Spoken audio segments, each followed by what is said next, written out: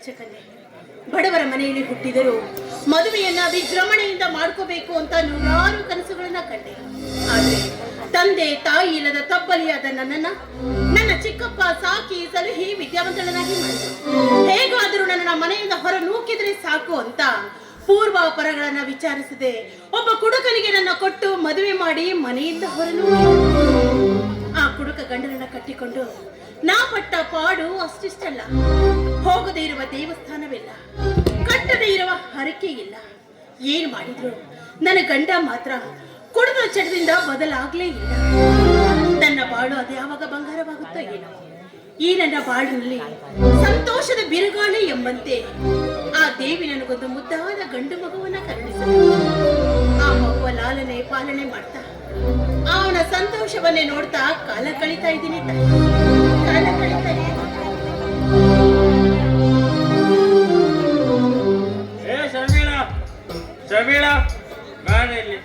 ಅಲ್ವೇ ಆ ದೇವರ ಮುಂದೆ ಕೈ ಮುಗಿತಾ ಕೂತ್ಕೊಂಡ್ರೆ ಹಣ ನಿಮ್ಮ ಅಪ್ಪ ನಂಗೆ ಕೊಡ್ತಾನ ಇಲ್ಲಿ? ಏನ್ರಿ ದಿನ ಕುಡಿದು ಬಂದು ಹಣ ಬೇಕು ಅಂದ್ರೆ ನಾನು ಗಿಡ ಹಾಕಿದ್ದೀನೇನ್ರಿ? ಅಲ್ಲ ಗೌರ್ಮೆಂಟ್ ಕೆಲ್ಸಕ್ಕೆ ಹೋಗ್ತಾ ಇದ್ದೀನ. ಕಂಡವ್ರ ಮನೆ ಎಂಜಿನ ಪಾತ್ರೆ ತೊಳೆದು ಬರ್ತಾ ಇರೋ ಹಣ ರೀ ಅದು. ಹಣ ಬೇಕು ಅಂತ ಕೇಳಿದ್ರೆ ನಾನು ಎಲ್ಲಿಂದ ತಂದ್ಕೊಂಡ್ರಿ? ನೋಡು ನೀನ ಹಣ ಎಲ್ಲಿಂದ ತಂದು ನನ್ಗೆ ಗೊತ್ತಿಲ್ಲ. ನೀನ್ ಮಾಡಿದ ಯಾವ್ದೇ ಸಂಘ ಇದ್ರು ಸರಿ ಅಲ್ಲಿಂದ ಸಾಲ ಪಡ್ಕೊಂಡು ನಂಗೆ ತಂದ್ಕೊಡು ಹೋಗೆ. ಇವನ ಮದುವೆ ಯಾವ್ದಾಗಿದ್ದು ಬರೀ ಕಣ್ಣೀರಲ್ಲೇ ಕೈ ತೊಳೆಯೋದು ಆಗೋಯ್ತಲ್ರಿ ನನ್ನ ಜೀವನ. ಸುಖ ಅನ್ನೋದು ಕಾಟ್ಲೇ ಇಲ್ಲ. ಯಾಕ್ರಿ ಇಷ್ಟೊಂದು ಕ್ರೂರವಾಗಿ ವಿಚಾರ ಮಾಡ್ತೀರಾ? ನೋಡು ಸುಖ ಅಂದಾಗ ನೆನ್ಪಿಂಗ್ ಬಂತು ನೋಡು. ಇವತ್ತು ನಮ್ಮ ಮನೆಗೆ ಒಬ್ಬ ದೊಡ್ಡ ಸಾವುಕಾರ ಬರ್ತಾ ಇದ್ದಾರೆ.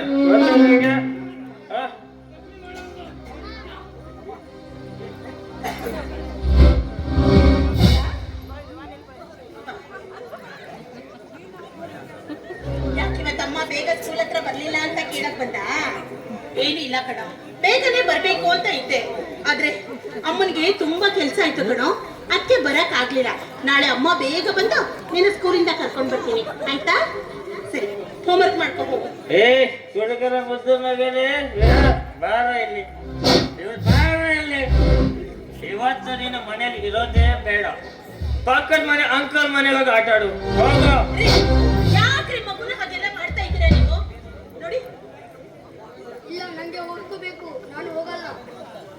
ಸುಮ್ಮನೆ ಹೋಗು. ನಿನ್ ಮಗನಿಗೆ ಕಳಿಸ್ತೇನಿಲ್ಲ. ಮಗು ನೀನ್ ಹೋಗು, ನೀನ್ ಒಳಗಡೆ ಹೋಗಿ ಹೋಮ್ವರ್ಕ್ ಮಾಡ್ಕೊ ಹೋಗು.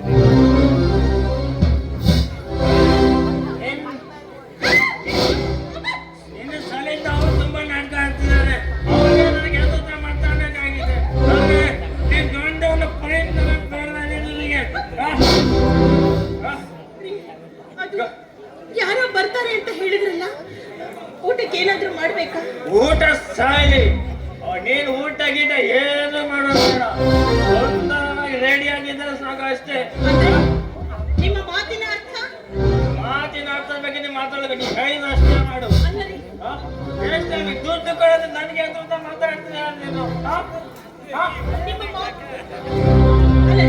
ನೀವೇನ್ ಹೇಳ್ತಾ ಇದ್ದೀರಾ ನನಗೇನು ಅರ್ಥ ಆಗ್ತಾ ಇಲ್ಲ. ನಾನು ಹೇಳ್ತೇನೆ ಮಿಸ್ ಶರ್ಮಿಳಾ, ನಿನ್ನ ಗಂಡ ಈ ನಿನ್ನ ಸುಂದರವಾದ ಶಿಲೆಯಂತ್ರದ ಸೀಲ ನನಗೆ ಅರ್ಪಣೆ ಮಾಡಿದ್ದಾನೆ. ಏನ್ ಹೇಳ್ತಾ ಇದ್ದೀರಾ ನೀವು? ನಾಳೆಗೇನ ಹತೋಟಿಲಿ ಇಟ್ಕೊಂಡು ಮಾತನಾಡಿ. ಇನ್ನೊಂದು ಅಕ್ಷರವನ್ನ ಏನಾದ್ರೂ ನೀವು ಉಚ್ಚರಿಸಿದ್ಯಾದ್ರೆ ನಿಮ್ಮ ನಾಲಿಗೆನ ಸೇರಬೇಕಾದಿತ್ತು. ನಮ್ಮನೆಗೆ ಬಂದು ನಮ್ಮ ಮನೆಯಲ್ಲಿ ನಿಂತು ನಿಮ್ಮ ಎದುರಿನಲ್ಲಿ ನಿಮ್ಮ ಹೆಂಡತಿಗೆ ಬಾಯಿ ಬಂದ ಮಾತಾಡ್ತಾ ಇದ್ರೆ ಈಗ ಸುಮ್ಮನೆ ಇರ್ತಿದ್ರಲ್ಲ. ಕೊರಳು ಪಟ್ಟೆ ಹಿಡಿದು ವಿಚಾರಿಸಿ.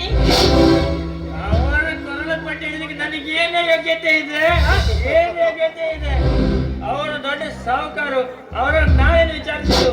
ನೀನೇ ಕೇಳಿಲ್ವೇನೆ? ಮೌನತಿ ಲಕ್ಷಣಂ ಅಂತ. ನೋಡಿದ್ದ ಹಾಗೆ ಸುಮ್ಮನಿರಬೇಕು ಅಷ್ಟೇ. ಅಷ್ಟಕ್ಕೂ ಲಕ್ಷ ಕೊಟ್ಟು ನೀನು ಸೀಲಕ್ ಕಟ್ಕೊಂಡಿದ್ದಾರೆ ಅವ್ರು ಗೊತ್ತೇ. ಏನ್ ಹೇಳ್ತಾ ಇದ್ದೀರಾ ನೀವು? ಲಕ್ಷ ಕೊಟ್ಟು ನನ್ನ ಶೀಲವನ್ನ ಅವರಿಗೆ ಮಾರಾಟ ಮಾಡಿದ್ರ? ತಾಳಿ ಕಟ್ಟಿದ ಗಂಡ ಅಂದ್ರೆ ದೇವ್ರು ಅಂತಾರೆ. ನಿಮ್ಮ ಕುಡಿದ ಚಟಕ್ಕೋಸ್ಕರ ತಾಳಿ ಕಟ್ಟಿದ ಹೆಂಡತಿಯನ್ನೇ ಮತ್ತೊಬ್ಬರಿಗೆ ಮಾರಾಟ ಮಾಡೋದಿಕ್ಕೆ ನಿಮ್ಮ ಮನಸ್ಸಾದ್ರೂ ಹೇಗೆ ಹೋಗ್ತೀರಿ?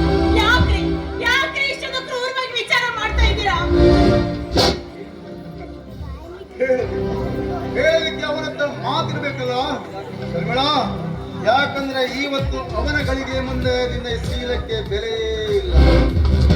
ಓಯ್ ಶರ್ಮಿಳಾ, ಅಂದು ಸಾರ್ವಜನಿಕ ಎದುರಿಗೆ ನನ್ನನ್ನು ಕೇಸ್ ಕೊಟ್ಟು ನನ್ನನ್ನು ಜೈಲಿಗೆ ತಳ್ಳಿದಲ್ಲ, ಅದನ್ನು ಪಟ್ಟ ನಾನು ಕಷ್ಟ ಅಷ್ಟ ಇಷ್ಟ ಅದನ್ನು ನೆನೆದುಕೊಂಡೇ ಮೈಯೆಲ್ಲ ರೋಮ ರೋಮ ಉಕ್ಕಿ ಬರ್ತಾ ಇದೆ. ಸಲುವಾಗಿ ಅಂದೇ ನಾನು ಪಣದೊಟ್ಟೆ, ಹಣ ಕೊಟ್ಟ ನಿನ್ನ ಶೀಲ ಹಾಳು ಮಾಡುವೆ ಮಾಡ್ತೀನಿ. ಬೇಡ ಕಾಯಿನ, ನೀನು ಮಾಡಿರುವ ಪಾಪಕ್ಕೆ ಪ್ರಾಯಶ್ಚಿತ್ತ ಪಟ್ಟಿದ್ದಾದ್ರೂ ಆ ದೇವರು ನಿನ್ನ ಕ್ಷಮಿಸ್ತಾ ಇದ್ದ. ಕಂಡವರ ಮನೆ ಹೆಣ್ಣು ಮಕ್ಕಳನ್ನ ಕಾಮನಾಟಕ್ಕೆ ಕರೀತಾ ಇದೆಯಲ್ಲ, ಬಹುಶಃ ನಿನ್ನ ತಾಯಿ ಕೂಡ ನಿನ್ನನ್ನ ಬೀದಿ ಬೀದಿಗೆ ಕಂಡವರಿಗೆ ಹಾಕಿ ಹರಿದಿರಬೇಕು ಅಂತ ಅನ್ಸುತ್ತೆ. ಬಾಯಿ ಮಾತಾಡಿ ಶಬ್ದ ಉಚ್ಚರಿಸಿದೆ ಆದ್ರೆ ಇಲ್ಲೇ ನಿಂತಲ್ಲಿ ಜನರ ಮುಂದೆ ಸೀರೆಯನ್ನು ಬಿಚ್ಚ ಇಲ್ಲೇ ನಮಸ್ಕಾರ ಮಾಡುವೆ. ನಿಮ್ಮ ಕೈ ಮುಗಿತೀನಿ, ನಡಿ, ನಿಮ್ಮ ಕಾಲು ಹಿಡಿದಬೇಕು.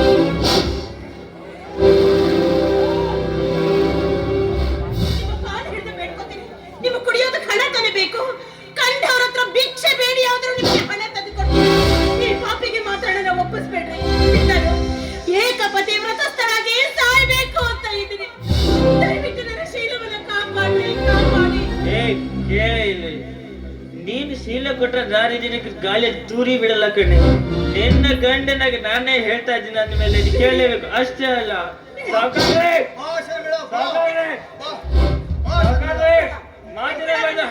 ಹಾಗೆ ಹೋಗಿದ್ದೀನಿ. ಹೆಚ್ಚು ಬಿಡಂದಾಕ್ಷಣ ಬಿಡಲಿಕ್ಕೆ ನಾನು ಶ್ರೀರಾಮಚಂದ್ರಲ್ಲ, ಬಂದವನು ರಾವಣ.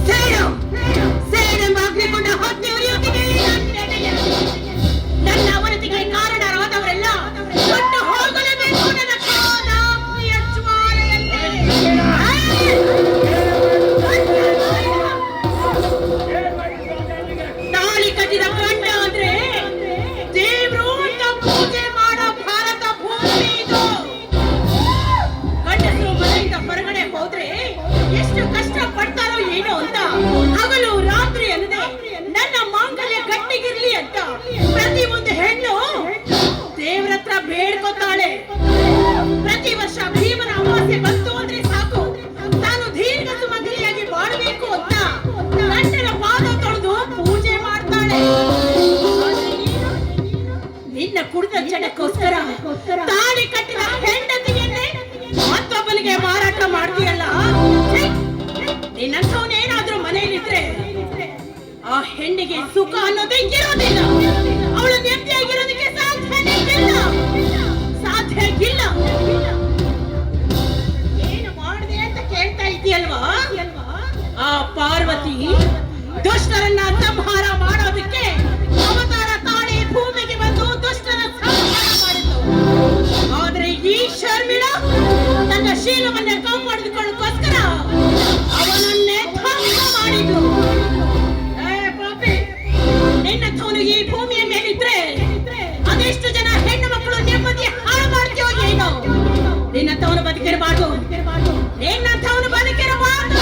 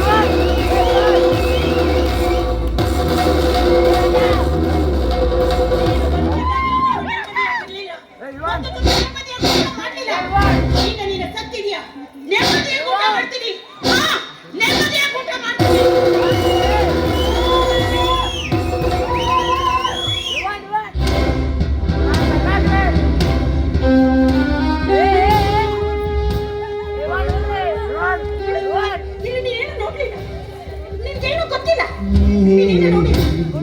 ಬೇಡ. ನಾವ್ ಈ ಊರಲ್ಲಿ ಇರೋದು ಬೇಡ. ನಾವ್ ಎಲ್ಲಾದ್ರೂ ದೂರ ಹೋಗೋಣ. ಬಾ ಬೇಗ.